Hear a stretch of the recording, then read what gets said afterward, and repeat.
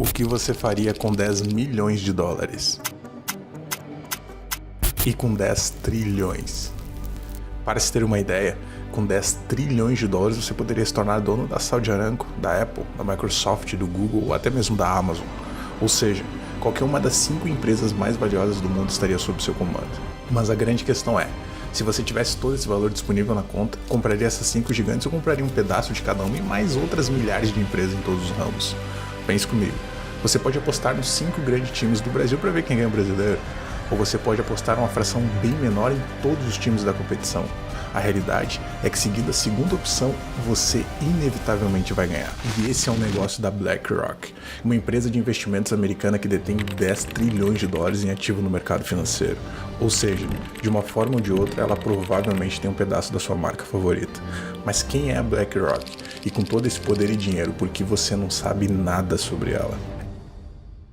Essa história não é sobre dinheiro, mas sobre influência. Se eu te perguntasse agora, o que você prefere, poder ou dinheiro, o que me responderia? Alguns dizem que os dois são a mesma coisa, outros dizem que dinheiro é poder, e também existem os que acham que com o poder vem o dinheiro. Porém, uma das pessoas no mundo que poderia nos responder essa pergunta sem pensar muito é o Sr. Lawrence Fink, CEO da BlackRock. Com certeza esse seria o homem certo. Mas para entender melhor qual o tamanho da influência desse senhor, vamos ter que voltar alguns anos atrás. Nos seus primeiros anos de vida adulta, Lawrence perseguiu o sonho de se tornar político. Durante a faculdade, conheceu alguns dos homens que no futuro se tornariam os mais ricos dos Estados Unidos. Alguns dizem que devido a esses contatos que Larry percebeu de verdade onde estava o poder. Assim, sua carreira começa em 1976 no First em Boston, um banco de investimento americano. Ele alcançou números incríveis e teve seu crescimento meteórico, chegando a trazer mais de $1 bilhão para a empresa. Se tornou membro do comitê de administração e diretor administrativo rapidamente. Tudo parecia ir bem para Larry, até que certo dia Fink abriu um prejuízo de $100 milhões devido a um erro. Como em Wall Street reputação é tudo, um erro desse tamanho fez sua carreira no Boston Bank acabar. Desempregado aos 36 anos e com uma reputação manchada, Larry aproveitou os contatos que fez durante a sua estadia no emprego e propôs ao grupo Blackstone uma parceria para fundar sua empresa. O acordo fechado foi de $5 milhões por 50% da empresa criada. Assim, em 1988 surgiu a BlackRock, tendo Fink como seu CEO e diretor. A empresa de investimentos cresceu rapidamente e em 1994 Larry, com a sua fome de poder, conseguiu comprar a parte que o grupo Blackstone possuía, se tornando o dono majoritário. Em 2006, a empresa já tinha $1 trilhão sob sua gestão. Mesmo com o incrível crescimento e sua alta capacidade de gerar negócios, Larry não podia nem imaginar o quanto 2008 seria bom para sua empresa. O que você lembra ou sabe sobre a crise financeira de 2008? Durante a crise, quem cresceu? Principais temores de uma recessão global. Grande recessão, desemprego altíssimo. Deixa eu resumir de forma simples. Uma das maiores crises financeiras do século aconteceu nesse ano. Diversos motivos levaram a esse cenário, mas o principal foi o estouro da bolha imobiliária dos Estados Unidos. There is no question that there is some unsettling times in the housing market. No caso, alguns anos antes, os bancos começaram a fornecer créditos a juros iniciais baixos. A facilidade de comprar a casa própria era tão grande que alguns bancos fechavam acordos mesmo sem nenhuma comprovação de renda. Um dos pontos centrais na negociação era a famosa hipoteca, que nada mais é que adquirir o bem e dar ele mesmo como garantia. Ou seja, caso você não pague, eles te tomam a casa e ficam com o dinheiro que já foi pago. O detalhe é que devido à quantidade de pessoas procurando casa, naturalmente os valores desses imóveis subiram, dando a impressão que uma casa que valia realmente $100 mil valesse $200 mil. Pense em você vendendo alguma coisa. Se uma pessoa procurar, você vende 100, se forem duas a 120 e se forem muitas a 200. Agora imagine que os bancos deram créditos gigantescos às pessoas que não conseguiam pagar. Ainda para piorar, esses títulos de hipoteca eram negociados com outros bancos na bolsa. Isto é, essa promessa de pagamento que saía da mão de um ia praticamente pro outro. Lembre do exemplo que te dei. Hipotecas arriscadas. O pânico que se espalhou pelos mercados de ações em todo o mundo, perdas gigantescas. A pior desde 1997. É a sexta vez no ano que a bolsa tem negociações paralisadas. Você vendeu a 200 a mercadoria e o cliente te deu um cheque. Só que antes desse cheque compensar, você já fez negócio usando o valor com outra pessoa. Se na sua vida seria um caos isso, imagine em grandes instituições financeiras como foi. O resumo da obra é que diversos bancos ficaram sem dinheiro. E um dos marcos dessa crise foi a quebra do gigante banco Lehman Brothers. Como os Estados Unidos é um dos países que mais empresta dinheiro, pense no efeito bola de neve de um banco decretar a falência com uma dívida de $613 bilhões. Um dos detalhes mais importantes aqui é que esses títulos problemáticos foram criados lá atrás, inclusive com a ajuda do Sr. Fink. Alguns até dizem que ele sabia que essa bomba relógio ia explodir em algum momento. Considerados ruins de empresas americanas. O clima de desconfiança e de incerteza. Mas no mercado imobiliário passou do ponto. Começaram a emprestar para quem não podia pagar. Perigoso efeito dominó. Não havia dinheiro dinheiro para mais ninguém. Muitos perderam suas casas. Esse desastre foi a oportunidade certa para o principal projeto da BlackRock se tornar uma potência. A empresa era especializada em ativos e gestão de risco há anos, e a participação de Larry na criação dos títulos problemáticos foi um fator relevante para o momento. Algo que chega a soar engraçado quando pensamos que no início da sua carreira, Larry participou de diversas negociações de títulos que se tornaram uma bomba anos mais tarde, e depois ainda criou uma empresa de gestão de risco. No mínimo engraçado isso é. Com os poderosos contatos e a proximidade com o secretário do Tesouro dos Estados Unidos, Timothy Geithner, a empresa conseguiu um dos maiores contratos de gerenciamento de ativos do planeta. Nele, a BlackRock iria fazer a gestão de diversos ativos problemáticos de bancos que desmoronaram na crise. O objetivo era ajudar o governo dos Estados Unidos a salvar a economia. Aproveitando esse momento, a empresa, além de prestar essa gigante consultoria, se tornou dona de diversos ativos bancários. Eu sei, você provavelmente deve estar se perguntando, por que o governo pediu consultoria para salvar uma empresa a qual a empresa que presta consultoria ganhou um pedaço? Não é só o Brasil um país cheio de coincidências, podem acreditar. Mas sejamos justos, controlar uma grande parte dos maiores bancos do planeta não significa que você controla o mundo. Porém, ser um dos homens mais respeitados de Wall Street te dá autoridade, e com ela você consegue chegar a lugares diferentes e utilizar estratégias ousadas. Dessa forma, a BlackRock se tornou a empresa número 1 em negociações de ETF. Para quem não sabe,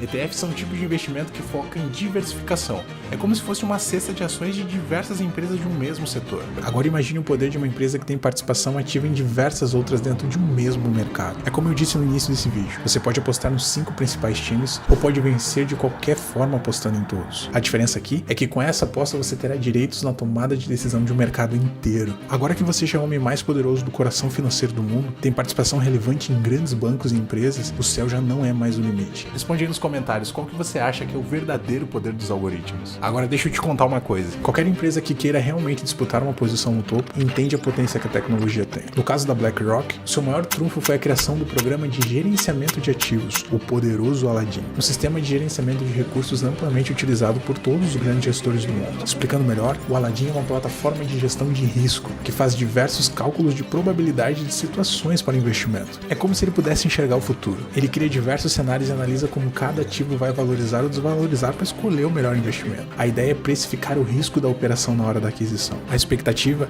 é que ao redor do mundo o Aladdin já esteja envolvido em operações que equivalem a mais de 20 trilhões de dólares, sendo aproximadamente mais de 10% de toda a movimentação no mercado financeiro global. Eu sei, quando pensamos em tudo isso parece uma teoria da conspiração maluca, mas acredite, os braços dessa gigante são tão grandes que ela tem relacionamento em todas as partes do globo e nas principais áreas da sociedade moderna. Tanto que quando problemas econômicos acontecem, ela sempre tem atuação conjunta nos mais importantes poderes do mundo.